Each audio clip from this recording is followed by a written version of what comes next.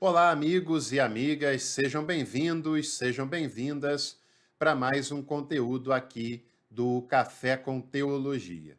Você que acompanhou o vídeo que nós lançamos na semana passada, sabe que eu tinha lançado um desafio e eu propus de você escrever nos comentários as palavras laicidade do Estado, caso isso fosse do seu interesse. E como a quantidade de comentários foi bem legal, estou eu aqui para pagar essa promessa, né? Para fazer com que o comentário de vocês tenha feito sentido e hoje nós começamos a falar sobre esse assunto que é tão importante para a nossa realidade. Será que de fato nós estamos num estado laico? Será que não há assédios de determinados setores de religiões no Brasil que querem constituir-se um desafio para a vivência do Estado laico? Sobre esses e outros assuntos, nós vamos falar no vídeo de hoje.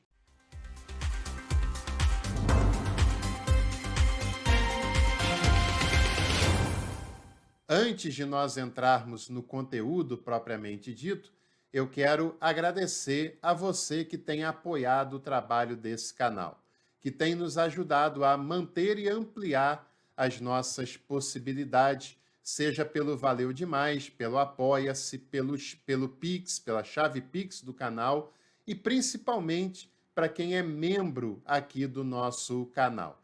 E se você deseja também contribuir, tem todas essas ferramentas à sua disposição e eu faço um destaque para você se tornar membro do canal. Tem pacotes até de R$ 7,99. E nos planos do café completo para cima, você ainda participa do nosso curso livre de teologia, da nossa pós-graduação livre em Novo Testamento, nesse caso no plano Café Master. E você, além de ter acesso a conteúdos exclusivos, você ajuda esse canal a se manter e a ampliar as suas possibilidades. Participe com a gente, os links estão aqui embaixo na descrição desse vídeo. Bom, pessoal, falar sobre laicidade do Estado, o que é um Estado laico, é um assunto de bastante conteúdo. Então eu já vou advertindo você de que provavelmente nós faremos esse conteúdo em mais de um episódio. Tem bastante coisa para a gente falar e você também pode, através dos comentários, contribuir com o nosso conteúdo, levantando questões que sejam interessantes de serem abordadas, levantando episódios interessantes para a gente falar, e assim nós vamos construindo um conteúdo interessante sobre essa temática que não pode ficar de fora aqui das nossas discussões. Para a gente começar, nós precisamos resgatar qual é a origem da palavra laico, que vem do grego laos. Laos significa, no grego, povo ou então gente do povo. E essa palavra laos, ela, com o tempo, deu origem a outra palavra de origem grega, que é o laikos.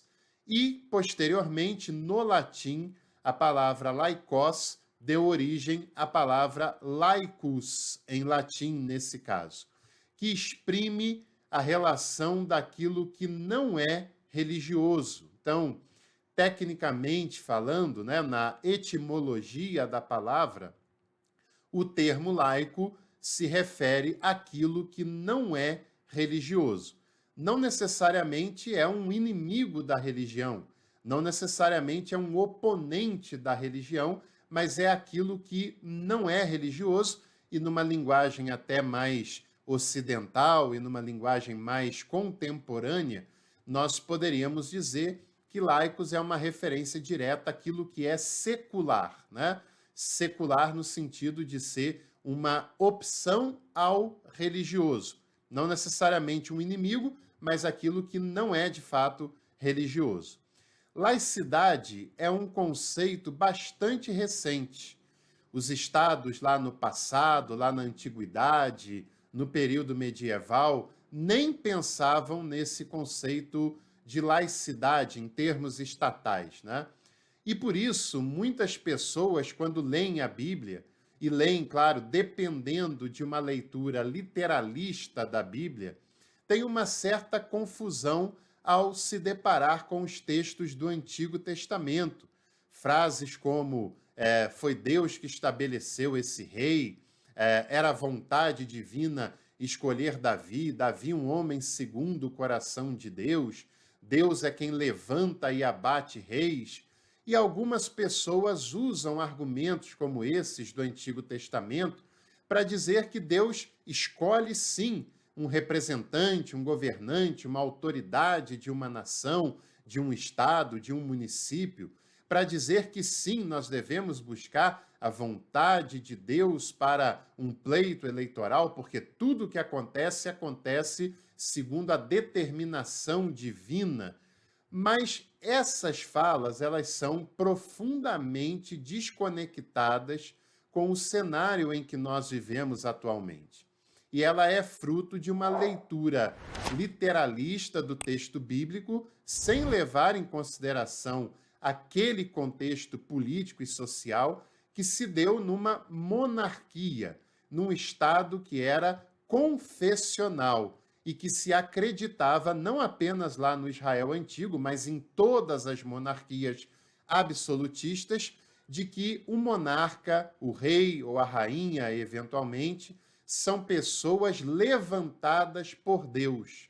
Numa monarquia, num Estado confessional, quem determina a família que governará aquela nação é Deus, segundo o argumento de um Estado confessional, o que não é o caso dos Estados ocidentais contemporâneos. Um Estado laico tem uma outra construção totalmente diferente dessa que a gente via acontecer no passado.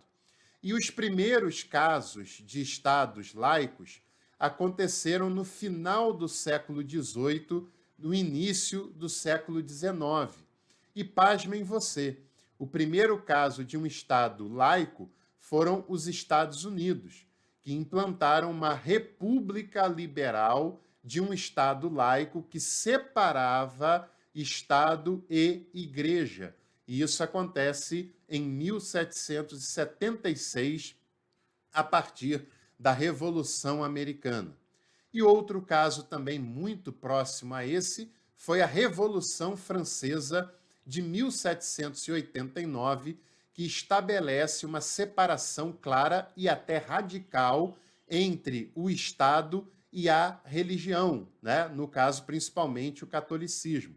E o exemplo de laicidade francesa, nós vamos recorrer a ele em alguns momentos desse conteúdo, seja no primeiro, no segundo, ou em quantos episódios esse conteúdo tiver, que é um caso bastante interessante de ser analisado.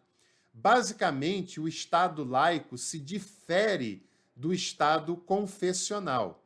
Estado confessional, quase sempre monarquias, por isso tem a argumentação de que o rei, de que a família real foram levantados por Deus, e isso aconteceu na história não apenas no Israel antigo, não apenas em estados cristãos, mas em estados de outras religiosidades também, que partia-se do pressuposto de que o monarca era monarca porque Deus quis que ele fosse o monarca soberano daquela nação, né? E o Estado laico, ele não depende dessas explicações religiosas, metafísicas e confessionais para estruturar a sua construção de poder. Um Estado laico entende que o poder ele não é religioso, não é exercido religiosamente e que há processos democráticos, a participação direta e inequívoca do povo para a escolha dos seus representantes e dos seus governantes. E aí tem modelos específicos de estados laicos, mas basicamente são estados republicanos, que é uma primeira e clara diferenciação de um estado confessional. Nem todo estado confessional é uma monarquia, nem toda sociedade laica, não governo, mas sociedade laica, precisa ser uma república, mas, em geral, basicamente é o que acontece, né? E o Estado laico tem duas características que são muito próprias. A primeira é a separação administrativa entre Estado e Igreja. A Igreja tem o seu funcionamento preservado, resguardado, mas é um funcionamento religioso e não um funcionamento político no sentido de Estado. E o Estado tem um funcionamento político, legal, que não é um funcionamento religioso, que não é um funcionamento doutrinário. Essa é uma clareza básica de um Estado laico, né? E a segunda característica é que num Estado laico existe a liberdade religiosa e que essa liberdade religiosa é um princípio do Estado laico, né? O Estado laico não é um inimigo da religião, como algumas pessoas, como alguns religiosos, de maneira falaciosa, querem dizer que são, né? Um Estado laico é diferente de um Estado laicista, é diferente de um Estado ateu, que nesse caso são estados que se opõem a qualquer forma de religião, não a uma específica, mas a qualquer forma de religião, o que nunca foi o caso do Brasil. E não é, em maneira alguma, o caso do Brasil. Um Estado laico é aquele que promove uma separação administrativa entre Estado e Igreja, não se opõe à Igreja, não se opõe à religião, porque esse é um dos principais valores também do Estado laico, a proteção das crenças. E aí, veja bem, não é a proteção de uma crença, não é a proteção da crença da maioria da população, é a proteção de todas as crenças que são vividas e exercidas naquele Estado em questão, seja da maioria, seja da minoria, seja relacionada à questão étnica, seja praticada por uma única família que seja, e até o caso de pessoas que decidem por não ter religião nenhuma, por não ter crença religiosa, metafísica nenhuma. Isso também é objeto da proteção do Estado laico. Isso é importante que a gente deixe claro, né? O Estado laico ele não é um inimigo à religião e nem é hostil à religião. Ele só não é um patrono dessa religião. Ele se separa dela para que ambos tenham um livre funcionamento sem que um interfira no outro. Esse também é um ponto importante. As leis e ações do Estado não são feitas baseadas em doutrinas religiosas, não são feitas baseadas em livros religiosos de maneira nenhuma, e nem são estabelecidas ouvindo lideranças religiosas. As leis e ações de um Estado laico são baseados no bem comum para toda a sociedade, não só para a maioria, mas para toda a sociedade que compõe aquele Estado. As leis de um Estado laico são baseadas nos princípios de bem comum e no princípio de cidadania, que está acima da religião que uma pessoa quer ou não exercer, em termos legais, evidentemente, porque uma não se choca com a outra, uma não é um desafio para a outra. E quem faz as leis de um país são os representantes escolhidos por toda a sociedade que compõem o legislativo federal, e isso é importante dizer, é claro, e elas são estabelecidas e, é claro, tem que estar em consonância com aquilo que é considerado o legal para o país, o legal no sentido de leis, né?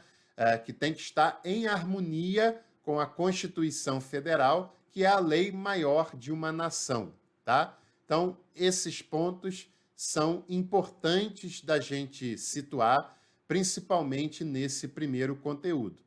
Agora, o Brasil nem sempre foi um Estado laico.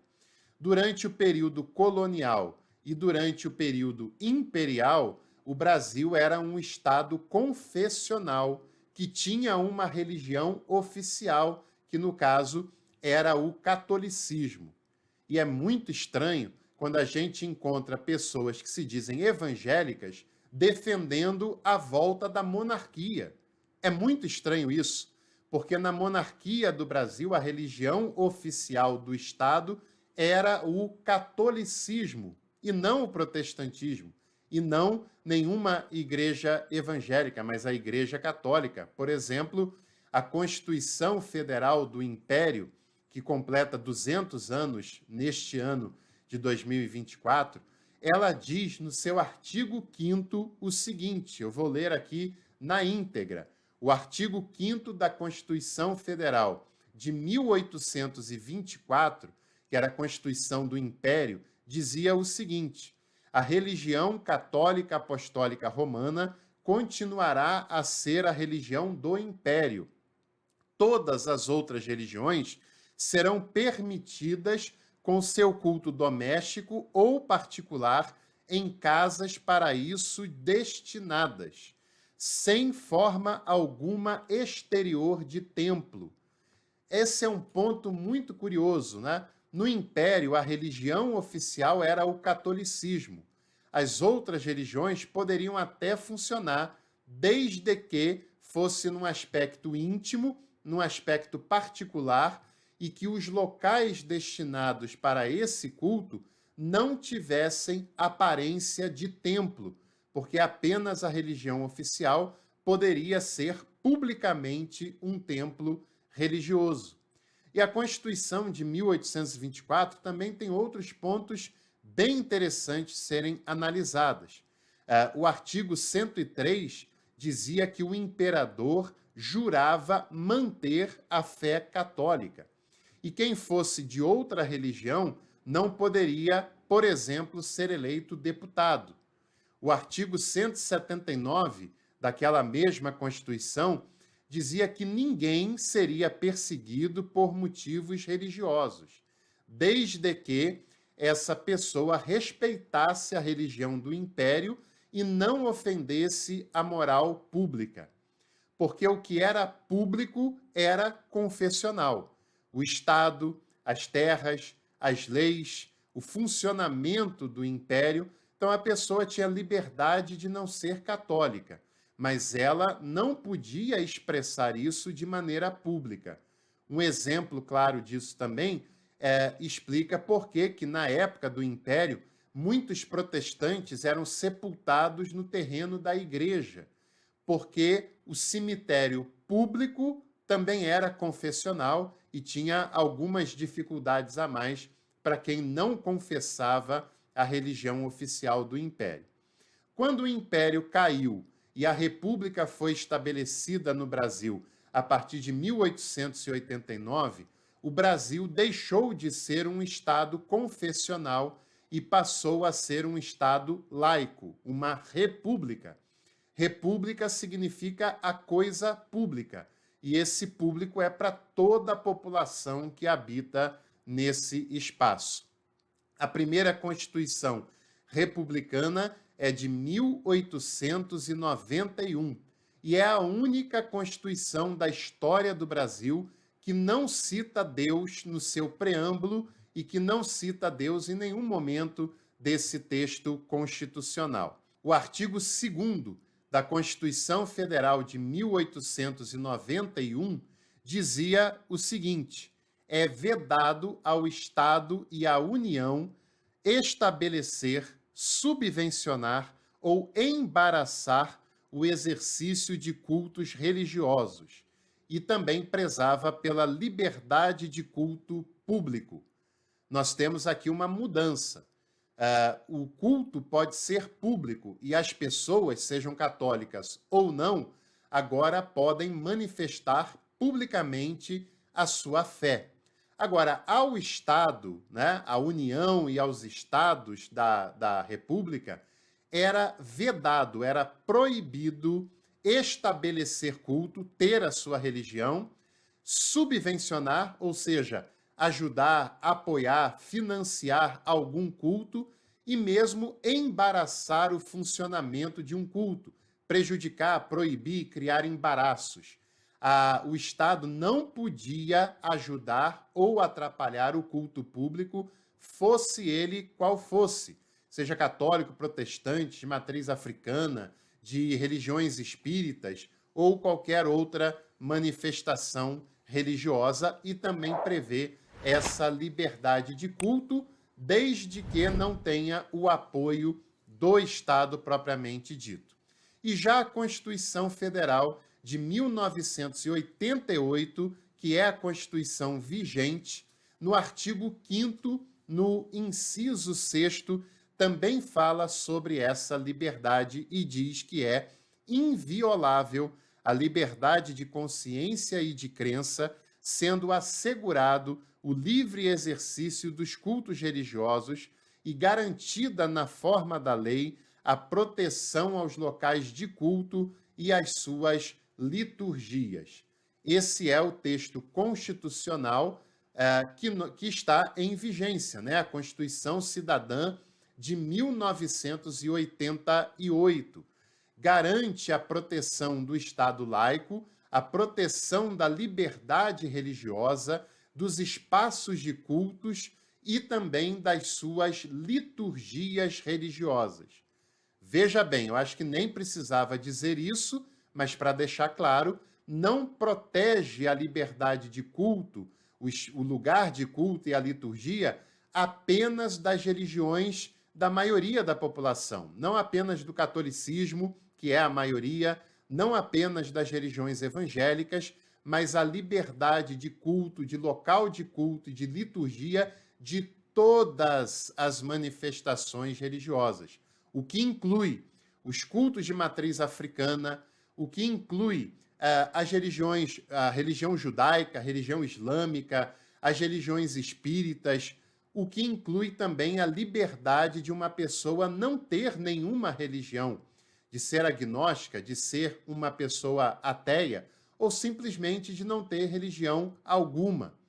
E para deixar claro também, no Brasil, diante da lei federal, da Constituição Federal, invadir um terreiro de umbanda ou de candomblé é tão errado e é tão criminoso quanto invadir uma igreja católica e quebrar as suas imagens, ou invadir uma igreja evangélica e impedir o seu culto de acontecer. Todos esses exemplos são criminosos e proibidos pela lei federal, pela Constituição Federal de 1988. E agora, nós devemos pensar numa coisa muito importante.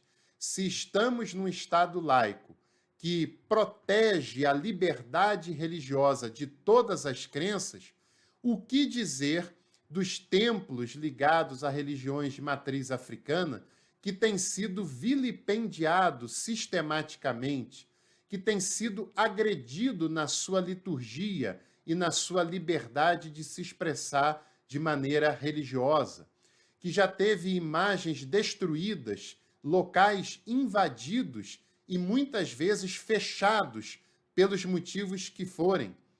Não deveria acontecer isso, e a lei garante que esse tipo de prática não pode acontecer e o Estado precisa intervir para que essa prática não aconteça com essas religiões ou com qualquer outro tipo de manifestação religiosa. O artigo 19 da Constituição de 1988 também diz que é vedado ao poder público ajudar ou prejudicar qualquer religião. Ele não pode financiar, ele não pode apoiar, como também não pode ser um embaraço, não pode ser um oponente para a religião exercer a sua prática religiosa. É importante também se dizer isso. A não ser, segundo o artigo 19, que haja uma colaboração de interesse público. Nesse caso, pode-se haver legalmente uma parceria entre o Estado e a religião, mas não para apoiá-la religiosamente, não para lhe financiar religiosamente, mas para uma parceria que seja de benefício público, de benefício para toda a população daquela comunidade, independente da sua confissão religiosa. Por exemplo, parcerias que estabelecem uma escola paroquial, como as igrejas católicas sempre fizeram no Brasil. Tem lá o terreno da Igreja Católica e é feita uma parceria entre a paróquia e a prefeitura e ao Estado para ali estabelecer uma escola paroquial que atenda a comunidade, não só aos católicos, mas a toda a população daquela comunidade. Por exemplo, a parceria também que acontece muito entre paróquias católicas e o poder público para estabelecer naquele espaço sessões eleitorais. É muito comum que você que esteja me assistindo vá votar num espaço ligado a uma igreja, por exemplo, né? Nesse caso, é possível fazer parcerias entre o Estado e a religião, mas não com interesses religiosos, com interesses daquilo que beneficia ao público, à população em geral. E o artigo 150 da Constituição também diz que é vedado tributar entidades religiosas e templos de todas as religiões, não apenas evangélicos, não apenas católicos. Nenhum templo religioso pode ser tributado, porque os espaços religiosos têm imunidade tributária. O que não quer dizer, né? O que não quer dizer que seja legal, por exemplo, imóveis de uso pessoal. E como também não faz o menor sentido uma tentativa de lei que houve há poucos anos atrás de tentar isentar religiosos de pagar imposto de renda.